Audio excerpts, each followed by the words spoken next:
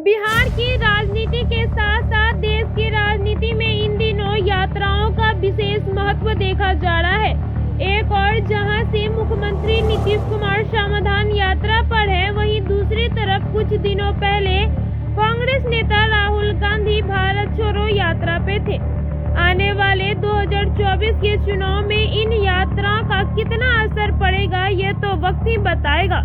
बिहार की राजनीतिक मसले और देश की राजनीतिक मसले पर कांग्रेस के राष्ट्रीय महासचिव तारिक अनवर से बातचीत। बिहार में तो जो गठबंधन बना है, जिसपे जदयू है, कांग्रेस है, आरजेडी है, ये बड़ा स्ट्रॉन्ग कॉम्बिनेशन है। आपको याद होगा कि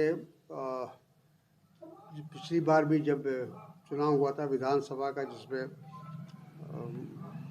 बहुमत आया था इस गठबंधन को, तो ये बात तो सभी लोग इस बात को महसूस कर रहे हैं कि बिहार का जो महागठबंधन का रिज़ल्ट है या परिणाम है, बहुत अच्छा रहेगा।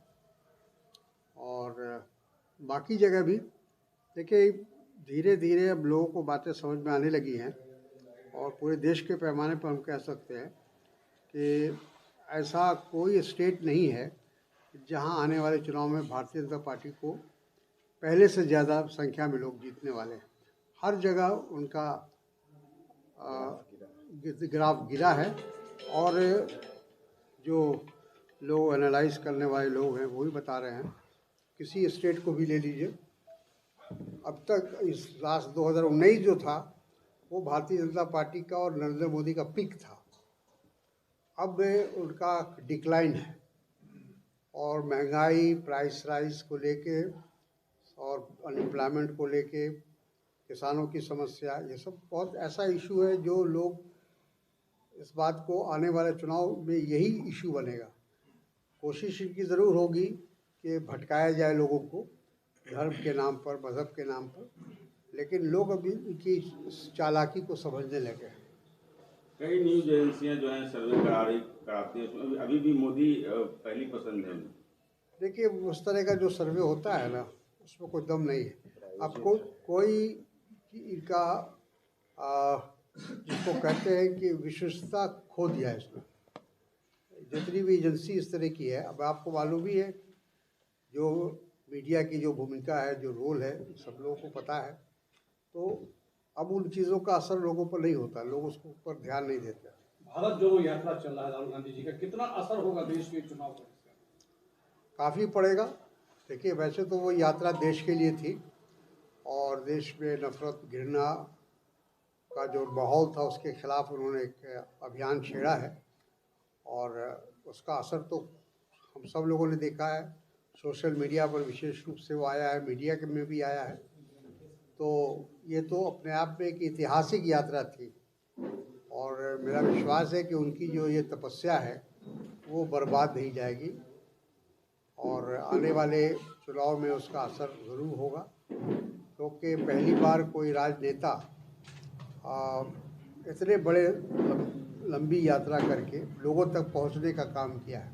क्या बिहार में भी लोगों से सीधे संवाद करने का काम किया। बिहार में भी भारत जोड़ो यात्रा का बिहार में वैसे कांग्रेस पार्टी यात्रा कर रही है, अभी भी वो चल रही है। आज मोतिहारी में था, वहाँ से फिर पटना आएगा, पटना से फिर हम गया में समाप्त करेंगे। तो हर स्तर पर हमारी यात्रा चल रही है, लेकिन आगे कोई नेशनल यात्रा होगी कि नहीं होगी, अभी उसका फैसला नहीं हुआ है।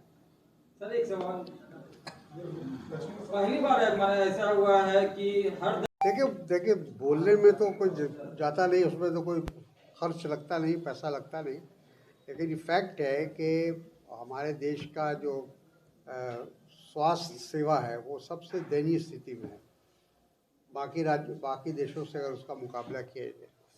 उसी तरह से अनएम्प्लॉयमेंट दूर करने के लिए कोई उसमें इस बजट में कोई इसका कोई संकेत नहीं है।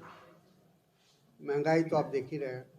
तो सवाल ये सरकार रहे, चूँकि इसको ऐसा लगता है कि हम धार्मिक उन्माद पैदा करके हम तीसरी बार भी चुनाव जीत जाए, लेकिन कहावत है ना कि काट की हांडी बार बार नहीं चढ़ती। इस बार ये काट की हांडी नहीं चलेगी।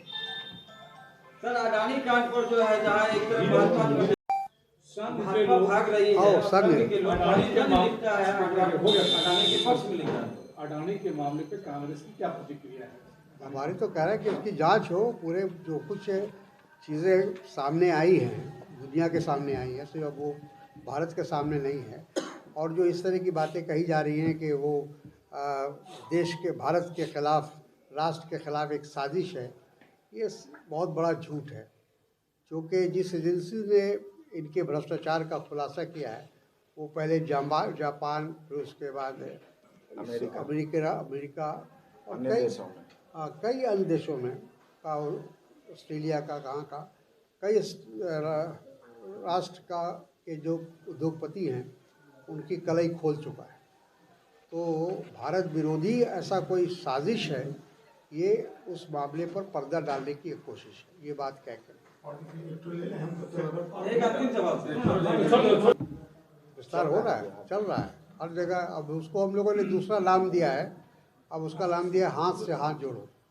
वो गांव स्तर पर, बल्कि वो उसमें हमारा जो प्रोग्राम है वो हाउस टू हाउस कांटेक्ट करने का है, लोगों को जोड़ने का। यात्रा बंद है हाँ कटिहार में।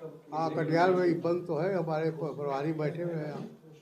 दादा क्या देश की राजनीति और प्रदेश की राजनीति में यात्राओं की दौर है, मुख्यमंत्री के लिए समाधान यात्रा है, लेकिन कांग्रेस को जो तवज्जो मिलना था वो नहीं मिलता दिख रहा है।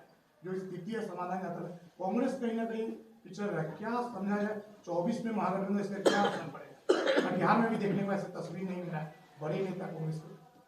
देखिए, ऐसा है कि हम लोग कोशिश तो कर ही रहे हैं।